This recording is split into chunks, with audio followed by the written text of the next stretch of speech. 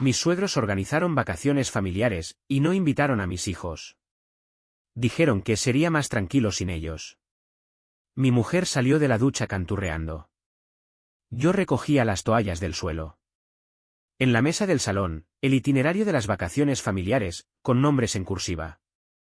Faltaban los de mis hijos. Las toallas aún estaban tibias. La suya olía a ese gel de bergamota que solo compra cuando vamos a visitar a sus padres en Galicia. Yo las doblé sin apuro, como si eso retrasara lo inevitable.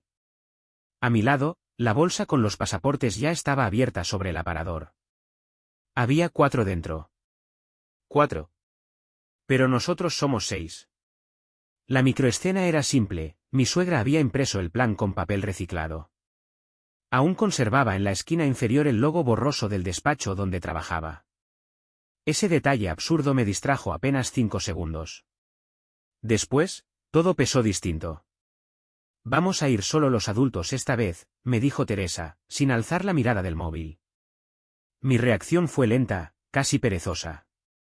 Como cuando uno se da cuenta de que ha dejado el coche abierto toda la noche. No miedo. No rabia. Solo esa punzada tibia del descuido. ¿Y los niños? Ella se encogió de hombros. Tus hijos estarán mejor con tu hermana. Será más tranquilo para todos. ¿Más tranquilo? Como si eso bastara para justificar que sus nombres no estuvieran allí. Como si se tratara de una fuga, no de unas vacaciones. La frase se quedó flotando. ¿Más tranquilo? Más sencillo. Más lejos de lo que no encaja. Me acerqué al sofá. El mando de la tele tenía huellas pequeñas de chocolate seco. Martina, mi hija menor, había estado viendo dibujos esa mañana. Dejó su taza en la mesa baja. Una de esas tazas con dibujos de astronautas que siempre guarda al fondo del armario. Cuando conocí a Teresa, lo primero que me atrajo fue su forma de ordenar la nevera. No era estética, era lógica pura. Yogures a la izquierda, quesos en el centro, botellas al fondo. El orden da paz, decía. Pero en nuestra casa, desde que llegaron mis hijos del matrimonio anterior, la lógica se volvió maleable. Los dibujos se pegaban torcidos en la nevera. Las tapas de los tuppers no siempre coincidían. Y Teresa aprendió a respirar más lento. O eso creí. No dije nada más. Me limité a observar el itinerario. Destino, Rías Baixas. Duración, 10 días. Pasajeros, Teresa, sus padres, su hermana, y yo. No hubo error. Ni olvido. Fue elección. Teresa se puso crema en las piernas. ¿Te pasa algo? Preguntó. Nada, mentí. Y en ese nada, supe que acababa de abrirse una grieta. El papel del itinerario crujió cuando lo doblé. Y ese fue el único sonido que hice. Teresa dijo que no era para tanto. Que los niños ya tenían sus vacaciones con mi hermana en Segovia, que lo habíamos hablado. Pero yo no recordaba haberlo aceptado. O tal vez sí. No sé. La escena se repitió al día siguiente. El mismo salón, la misma taza de astronautas sin lavar, y el mismo itinerario, ahora con una mancha de café en la esquina. Teresa pasó a mi lado con un vestido de lino beige. Iba maquillada. Un poco más que de costumbre. He reservado el restaurante del primer día, dijo sin mirarme. Yo asentí. No supe qué más decir. Me obligué a creerle. A decirme que no era una exclusión, que mis hijos simplemente no encajaban en ese tipo de planes. Playas con acantilados, cenas largas, caminatas en silencio. Todo eso sonaba a adultos. A personas sin interrupciones. A vacaciones con filtro de Instagram. Pero igual dolía. Esa noche me quedé despierto viendo fotos en el móvil. Martina con las botas de agua puestas al revés. Leo dormido en el coche con un trozo de pan en la mano. Capturas de momentos caóticos, sí. Pero también reales. Cuando Teresa se metió en la cama, me hice el dormido. Ella me acarició el hombro. Lo hizo sin pausa, como quien pasa la mano por la ropa antes de guardarla. Recordé algo, El primer viaje que hicimos juntos fue a Cuenca. Mis hijos no estaban. Teresa sonreía más. Compramos imanes para una nevera que aún no compartíamos. A veces creo que ese fue su momento feliz. Antes del desorden. Antes de las toallas en el suelo y los dibujos mal pegados. No hay mala intención, me repetí. Lo hacemos para descansar. Los niños estarán bien. Frases huecas. Una detrás de otra. Como cucharadas de sopa fría. En el coche, de camino al colegio, Leo me preguntó. ¿Por qué no venimos este verano? Porque, es solo para mayores, dije, sin mirar por el retrovisor. ¿Entonces no somos familia? La frase quedó suspendida en el aire, como una pregunta sin receptor. Ni siquiera intenté responderla. Solo apreté el volante. El semáforo tardó más de lo normal en cambiar. Y mis nudillos, blancos de tensión, parecían no querer soltarlo nunca. Teresa dejó de preparar los desayunos para todos. Ahora solo ponía 2 tazas sobre la encimera. La suya y la mía. Como si en esa casa ya no existieran manos pequeñas ni cereales flotando en leche tibia. Esa mañana, Martina me preguntó si podía llevarse su peluche de dinosaurio a casa de la tía. Dijo que era así, no me olvido de a qué huele casa. No supe qué contestarle. Simplemente lo metí en la mochila junto con una muda extra y un paquete de toallitas. Como si irse temporalmente fuera algo rutinario. Teresa ya había salido para su manicura. Sin dejar nota. Sin beso. Los cambios eran casi invisibles. Pequeñas fracturas en la rutina. Dejó de comprar yogures infantiles. Puso la vajilla buena en el estante bajo. Quitó los imanes de la nevera. Y lo más curioso, empezó a usar su perfume de sándalo. Ese que antes reservaba solo para cenas especiales. Una tarde, mientras yo colgaba una camisa, noté que el cajón de abajo ya no tenía ropa de Leo. El pequeño armario donde guardábamos sus cosas ahora estaba lleno de manteles doblados y velas aromáticas. Como si alguien hubiera decidido redecorar, pero desde el olvido. Una frase simbólica comenzó a repetirse. Así será más fácil. Teresa la usaba para todo. Para justificar la maleta pequeña. Para explicar por qué no llevaba juegos de mesa. Para cerrar conversaciones. Así será más fácil. Como si la facilidad justificara el desarraigo. Flashback, cuando Leo cumplió 5 años, Teresa le regaló una brújula. Para que siempre sepas volver, le dijo. Él la perdió en 2 días. Y sin embargo, desde entonces, ella repetía esa frase con ternura. Ahora la brújula estaba en un cajón olvidado, junto a un manual de instrucciones y pilas sueltas. Una noche, bajé a por agua. Vi la maleta grande junto a la puerta. Teresa había puesto su libro de tapas negras encima. Siempre lo hace cuando siente que está todo listo. Al lado de la maleta, un post-it. Llevamos solo lo esencial. Solo lo esencial. Solo lo tranquilo. Solo lo nuestro. Me quedé mirando el cubo de Rubik que Leo había dejado sobre el sofá. Una cara roja, otra azul. Y una desordenada. Lo dejé como estaba. Y apagué la luz. Teresa dijo que no era personal. Que lo había decidido su madre. Lo organizó todo ella, tú sabes cómo es. Pero recordé algo que su madre me dijo hace años, en voz baja y sin sonreír, tus hijos no son como los nuestros. Fue en la cocina de su casa, mientras yo pelaba patatas para la cena de Navidad. Sonaba un villancico lento y el horno despedía olor a cordero. Ella se me acercó, me puso una mano en el hombro y lo dijo como si fuera una obviedad. Sin maldad, pero sin calor. Tus hijos no son como los nuestros. Entonces lo tomé como una torpeza. Hoy suena como una sentencia. Esa frase no dejaba de rebotar en mi cabeza. La escuchaba incluso cuando nadie hablaba. En el ascensor. En el supermercado. Entre los anuncios de la radio. No son como los nuestros. Como si fuesen un error de formato. Un margen mal impreso. Flashback. Una vez, Leo rompió un vaso en casa de mis suegros. Tenía 6 años. Se asustó. Yo me agaché de inmediato a recoger los cristales, y Teresa me miró como si yo también hubiese hecho algo mal. Después, en el coche, me dijo, tienes que enseñarle a controlarse. Aquí todo se nota más. Yo pensé que exageraba. Que solo era la presión de las apariencias. Pero ahora lo veo distinto.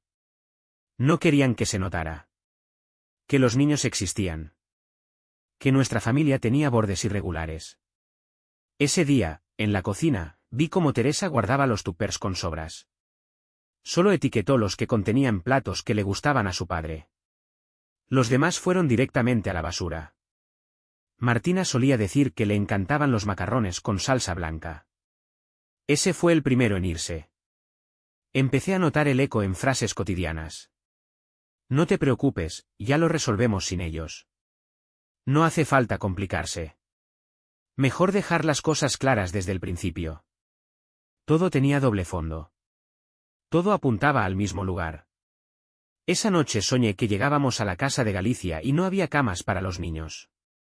Solo sofás plegables.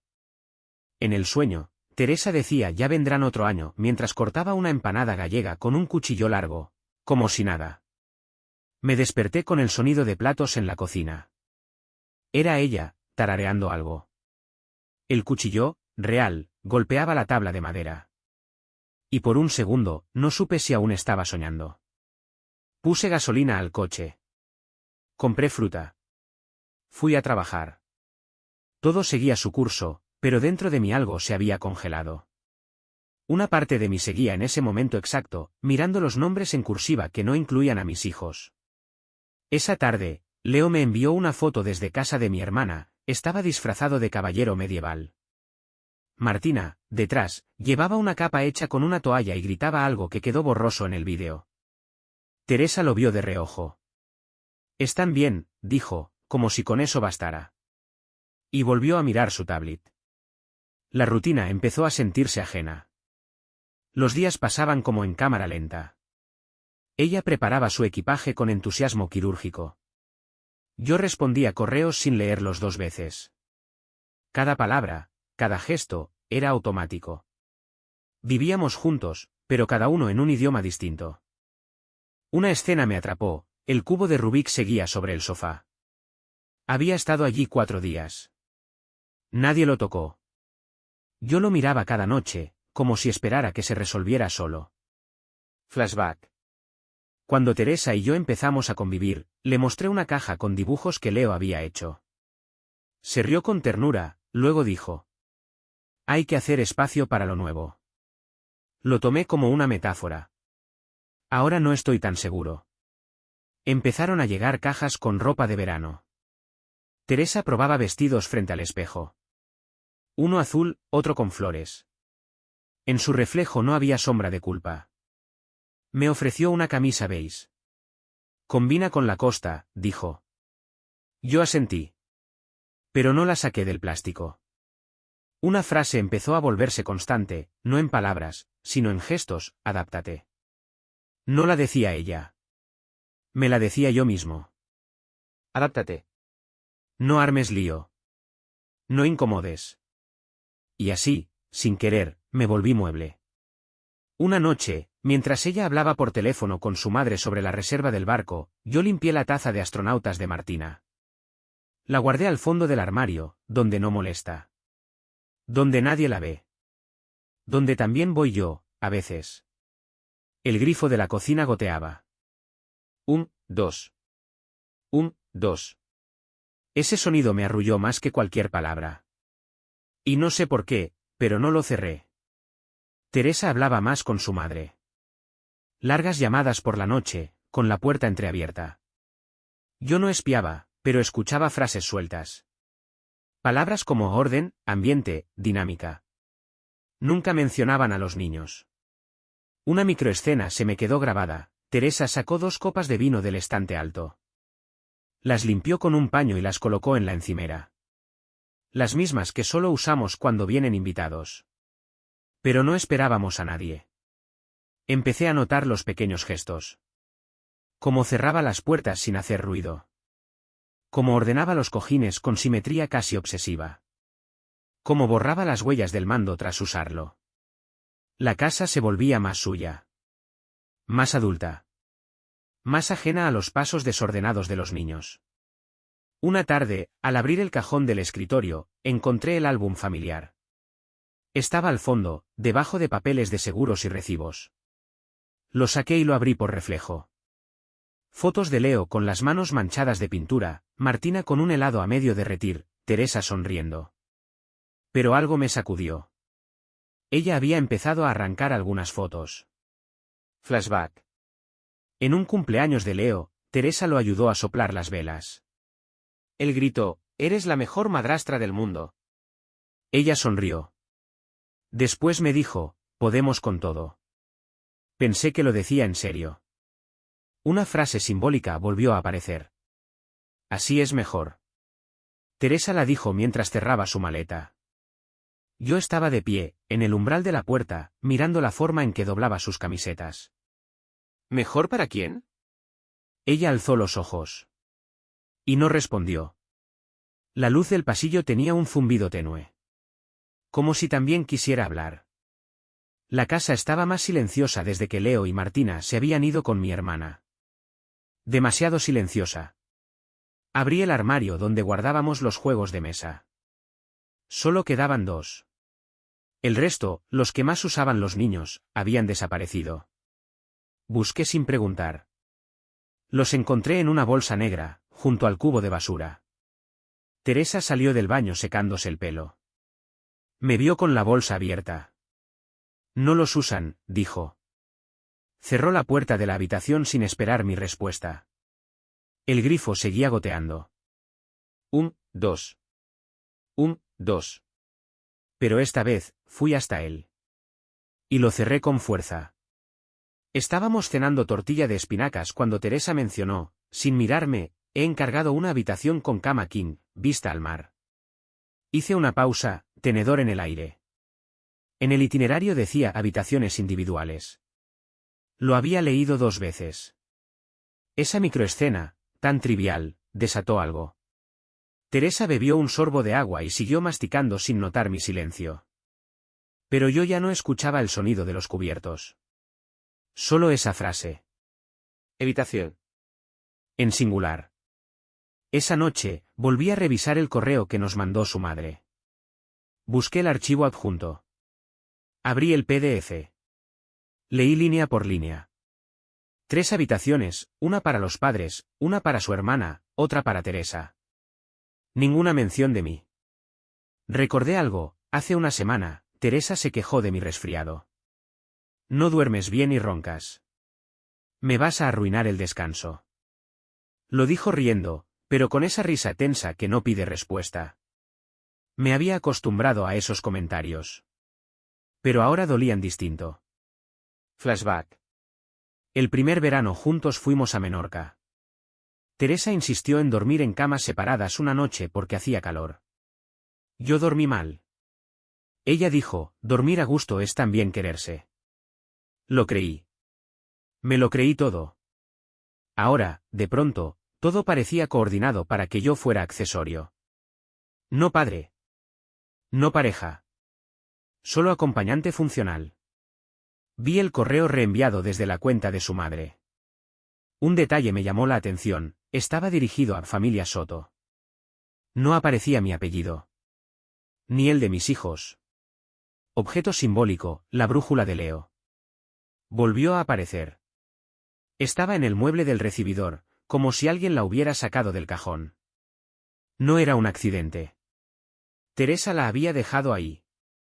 Como si dijera, vuelve por donde viniste. Teresa se fue a dormir temprano. Yo me quedé viendo las luces del edificio de enfrente. Gente cenando, niños corriendo, risas apagadas por el cristal. Nosotros teníamos silencio. Y el itinerario de un viaje al que ya no sabía si quería ir. Fui al armario. La camisa beige seguía en su plástico. La saqué. La olí. Aún conservaba el almidón de tienda. La volví a colgar.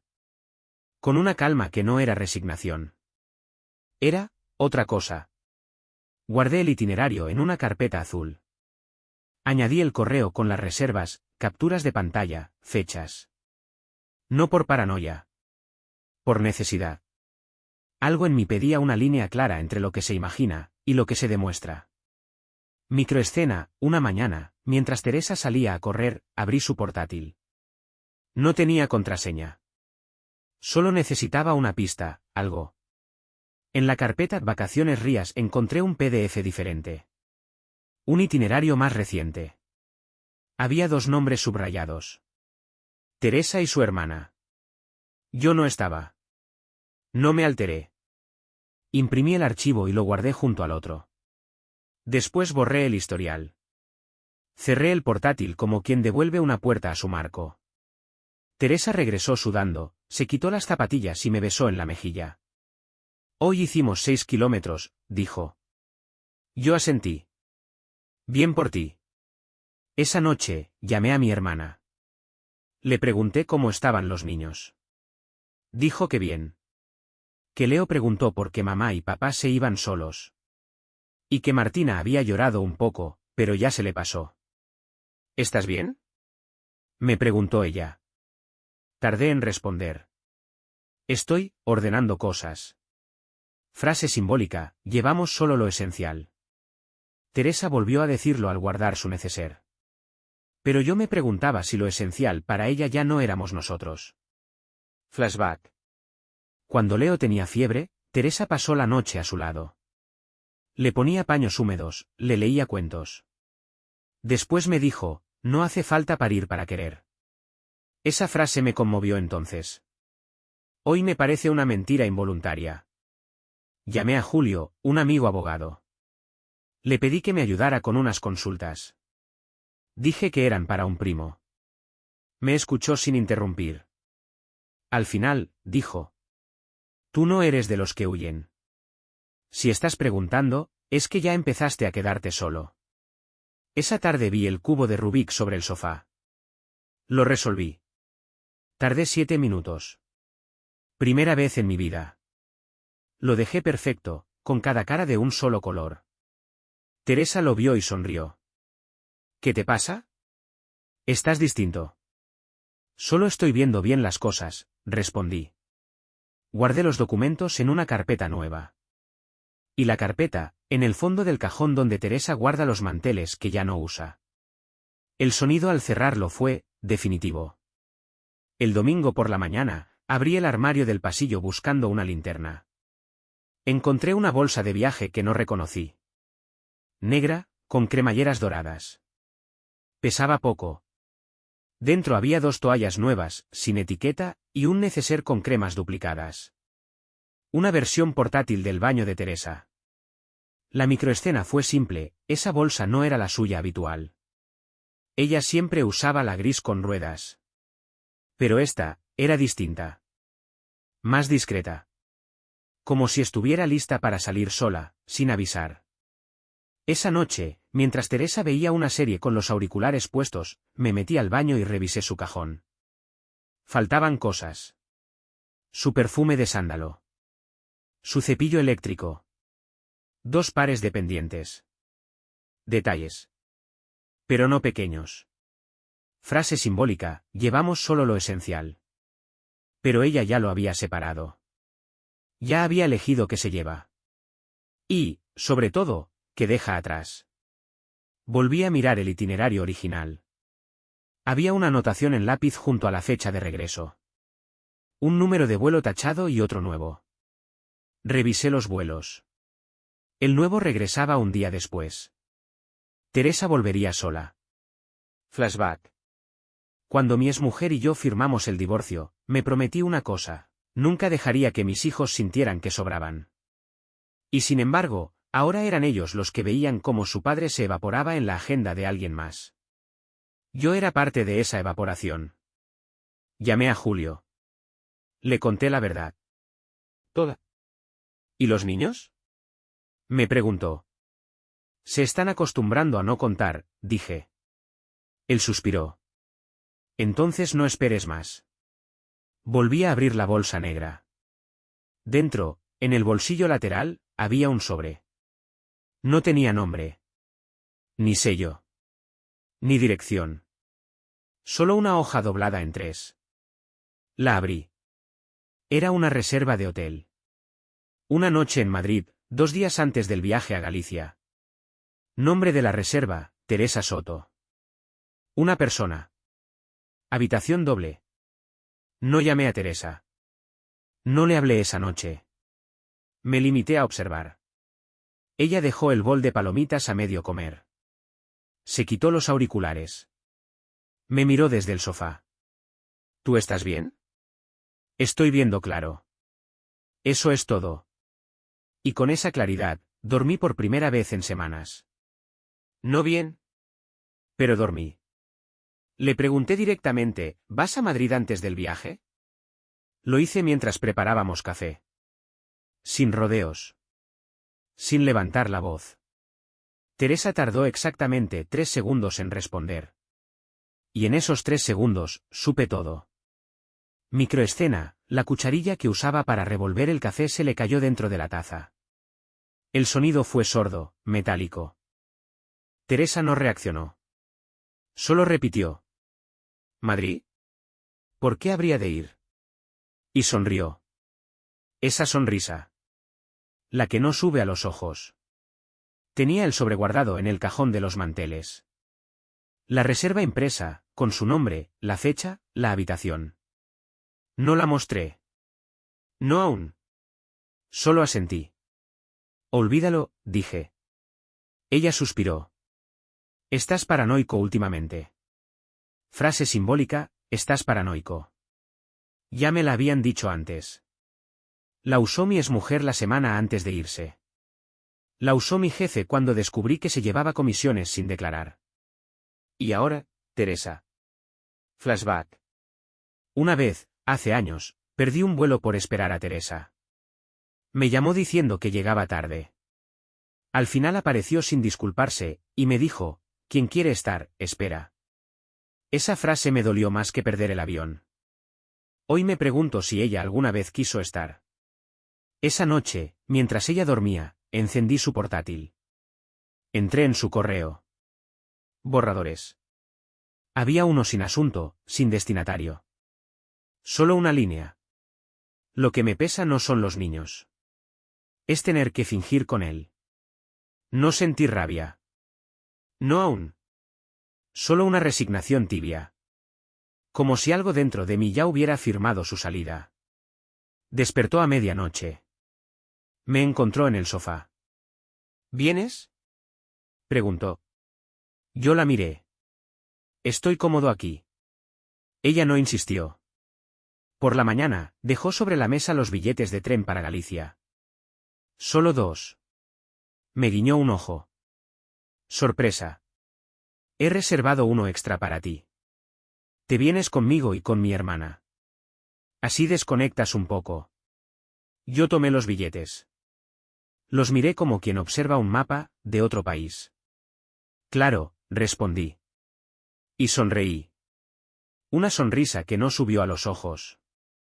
Esperé a que terminara de cerrar la última cremallera de su maleta. El tren salía en 2 horas. Teresa me miró con esa mezcla de apuro y ligereza. Como si lo más pesado ya estuviera resuelto. Microescena, apoyó la maleta junto a la puerta, se ató los cordones sin agacharse del todo, y suspiró. Bueno. ¿Vamos? Yo no me moví. Tú sí. Yo no. Ella frunció el ceño. ¿Cómo que no? Saqué del bolsillo la reserva de hotel en Madrid. La dejé sobre la encimera. Ella no la tocó. Solo la miró. Luego, bajó la vista. Y no dijo nada. No voy a preguntarte con quién, dije. Porque da igual. Ella abrió la boca. Cerró la boca. No es lo que piensas. ¿Sabes qué es lo que pienso, Teresa? Que a los míos los dejaste fuera. Y a mí me empujaste a esta versión decorativa de mí mismo. Frase simbólica, solo lo esencial. Repetí su frase. Para ti, lo esencial es lo que no estorba. Y mis hijos, estorban. Flashback. El primer día que Teresa conoció a Leo, él se le acercó con un dibujo. Era un monstruo verde con alas. Ella fingió entenderlo y lo colgó en la nevera. Esa noche me dijo, quiero que se sientan seguros aquí. Ese dibujo duró un mes. Después lo tiró. Como tantas otras cosas. Podías habérmelo dicho, dije, más cansado que molesto. Que no podías con esto. Que el plan era otro. Yo intenté, susurró. No. Intentaste acomodarlo todo para que doliera menos. Pero igual dolió. Ella se apoyó en el marco de la puerta. ¿Y ahora qué? Ahora te vas. Y yo también. Pero en direcciones distintas. Se quedó quieta. La maleta entre nosotros. El eco del zumbido del refrigerador llenó el silencio. Ella asintió una vez. Sin lágrimas. ¿Vas a decirles algo a los niños? Voy a empezar por decirme la verdad a mí. Abrió la puerta. La luz del pasillo entró cortada. Me voy al tren. Que tengas buen viaje. Y cuando cerró la puerta, no hubo portazo. Solo el sonido leve de un clic. Y eso bastó. El silencio después de su partida fue distinto. No hueco, no vacío. Silencio de después. De cuando todo ya ocurrió y el cuerpo, por fin, se permite caer. Microescena, la taza de café que dejó en la encimera aún tenía el labial marcado. No la lavé. Solo la moví al borde del fregadero. Como quien aparta algo que ya no le pertenece. Abrí las ventanas. El aire entró con fuerza, como si también esperara su turno. Teresa siempre dejaba todo cerrado. Decía que se colaba el ruido. Yo necesitaba que entrara. Ruido, viento, lo que fuera. Con tal de que ya no fuera su silencio. Las habitaciones estaban intactas. Pero sentí que todo estaba distinto. Como si la casa respirara más hondo. Fui a la habitación de Leo y Martina. Sus camas aún tendidas. Los peluches en fila. Toqué el respaldo de la silla de Martina. Estaba tibio. Me quedé ahí. Llamé a mi hermana. ¿Pueden volver mañana? ¿Seguro? Preguntó. Más que nunca.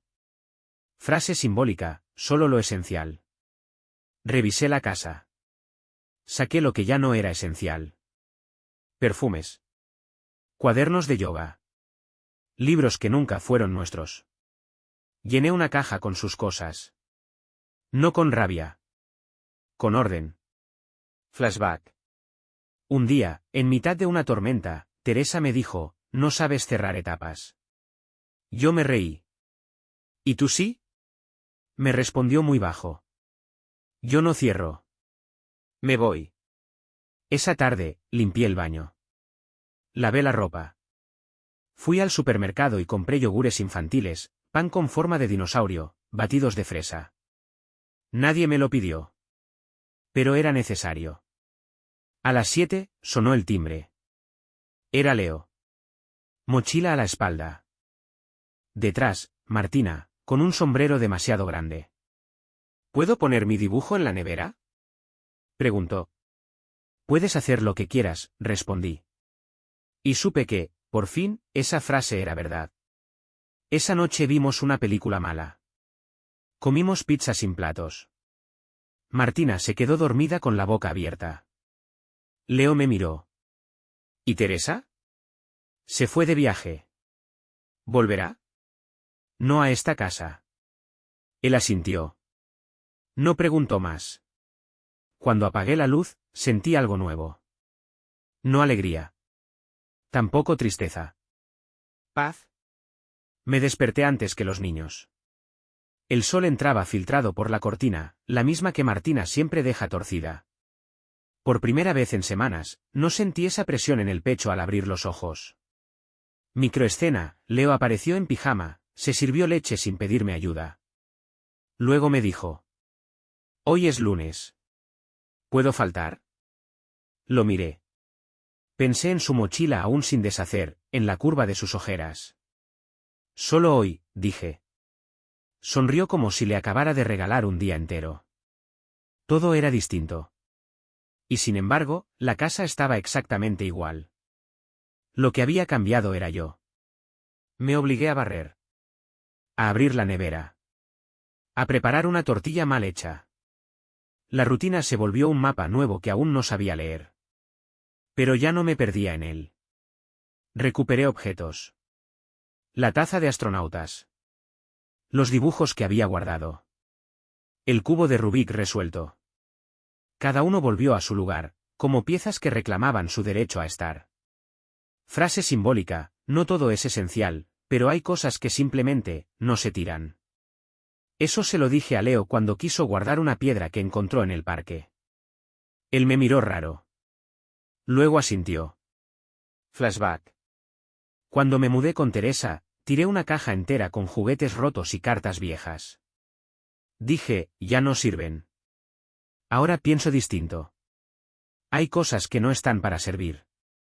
Están para recordarte quién fuiste. Llevé a los niños al colegio. Al regresar, el pasillo se sintió demasiado largo. Entré a la habitación y vi el reflejo de mí mismo en el espejo. No me reconocí al principio. Pero luego, sí. Julio me llamó. ¿Estás bien? Estoy vivo, le dije. Que ya es algo. Fui al cajón de los manteles y saqué la carpeta azul. La abrí. Releí los documentos, los correos, la reserva. Todo seguía ahí, pero ya no ardía. Ya no necesitaba pruebas. Solo memoria. La caja con las cosas de Teresa la dejé en el trastero. No como castigo. Como señal. Una vida compartida que ya no me pertenece. Esa noche, Martina me pidió leerle un cuento. Me quedé dormido antes que ella, con el libro abierto sobre el pecho. Desperté con su mano en mi brazo. Y supe que ese gesto, era mi centro ahora. Fui al parque donde solíamos llevar a los niños antes de que todo cambiara. Me senté en el banco de madera cerca del columpio roto. Martina lo odiaba, Leo decía que era su nave espacial. Me quedé ahí un rato, sin prisa. Microescena: un niño pasó corriendo, con una cometa atada a la muñeca. Gritaba algo que no entendí. Su padre lo seguía de lejos. No hablaban. Solo compartían el viento. Miré hacia atrás. A los años con Teresa. A la casa ordenada. A las comidas con silencios disfrazados de paz. A la promesa de una familia ensamblada que, aunque intenté, nunca terminó de encajar. No por falta de amor. Tal vez por exceso de miedo. Frase simbólica: lo esencial. Ella lo repetía como mantra. Yo lo confundí con lo que no molesta. Y en ese error, me perdí a mí mismo. Flashback. Una tarde, Teresa me abrazó sin decir nada. Había tenido un mal día. Leo le llevó un dibujo. Ella lo aceptó con una sonrisa rápida. Después me dijo: a veces siento que no tengo espacio. Yo le respondí: yo soy el espacio. Ahora sé que nadie quiere vivir en un espacio que no puede cambiar. Volví a casa por un camino que hacía tiempo no tomaba. Vi un escaparate con fotos antiguas. Una pareja abrazada en blanco y negro. Me pregunté cuánto de lo que guardamos es real, y cuánto es solo la idea de lo que quisimos que fuera. En la cocina, los niños hacían deberes. Martina pintaba una jirafa azul. Leo escuchaba música con un auricular suelto. Yo los miré desde la puerta. No dije nada. Solo los observé. Y comprendí algo simple: a veces, lo que parece roto, solo estaba mal colocado. Tomé el cubo de Rubik. Lo giré una vez, lo desajusté. Me reí. Leo me miró raro. ¿Por qué lo haces? Porque la perfección cansa. Guardé la carpeta azul en un sobre. Le escribí con bolígrafo. Para no olvidar. La dejé en el fondo del cajón de las servilletas. Donde van las cosas que no se usan, pero no se tiran. No me sentí más fuerte. Ni más sabio. Solo, más claro. Y eso, a estas alturas, ya era una victoria. Encontré la brújula de Leo en el fondo del cajón de los cubiertos. No sé cómo llegó ahí. El plástico estaba rayado. La aguja seguía temblando, como si dudara también. Microescena, me senté en el suelo del salón con la brújula en la mano. Martina pasó corriendo, con una corona de cartón en la cabeza. Leo la seguía con una manta en los hombros. Jugaban a ser reyes. Yo era el bufón, dijeron. Acepté el papel sin discutir. Esa noche, después de que se durmieran, abrí la caja con las cosas de Teresa. La maleta gris, los pendientes dorados, el libro de yoga. Todo estaba como lo dejó. Pero ya no me hablaba. Tomé la brújula y la dejé encima. Cerré la tapa. Y no la volví a abrir. Flashback. Teresa me regaló esa brújula como símbolo. Para que siempre sepas volver, dijo. Hoy entendí que no todas las vueltas son deseables. Que hay lugares que uno honra, precisamente, al no regresar. Frase final que resume todo. Volver no siempre es señal de amor. A veces es miedo. Y quedarse, aún roto, es la forma más valiente de sanar. Guardé la caja en el altillo. No por rencor. Por respeto. Después bajé al salón. Leo dormía en el sofá. Martina en el suelo, abrazada a su peluche. Los cubrí con la manta. Apagué la luz. Y en el reflejo de la ventana, me vi. No como antes. No como siempre. Sino como alguien que, por fin, está donde quiere estar. Fin. Gracias por acompañar este viaje. Si quieres desarrollar otra historia, otra herida, otro hombre en silencio, solo dime. Estoy listo.